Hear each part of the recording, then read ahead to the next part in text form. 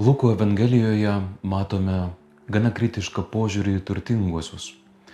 Evangelistas parodo, kad turtai gali užtemdinti kiekvieno žmogaus širdį, jei jis nesidalina ir nemato vargšų kaip brolių ir sesių. Tikrasis turtas yra ne pinigai, bet meilė ir dosnumas, kurie atveria kelią į Dievo karalystę.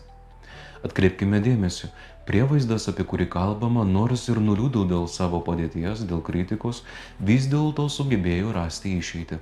Ir būtent už tai buvo pagirtas. Jo išmintis atsiskleidė tada, kai pradėjo matyti kitą žmogų ir suprato, kad reikia ieškoti ryšio, o ne tik savo naudos. Šie žodžiai skirti ir mums.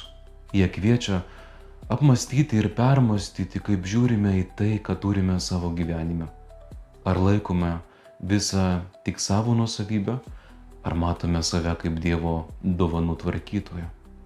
Ar mano turtai, ar mūsų turtai tampa sienomis, skiriančiomis nuo kitų, ar tiltais, jungiančiais su tais, kuriems reikia pagalbos? Evangelija šiandien primena, tikrasis mūsų lobis slypi ne sukauptose gerybėse, bet gebėjime dalytis ir mylėti. Palaimintos dienos.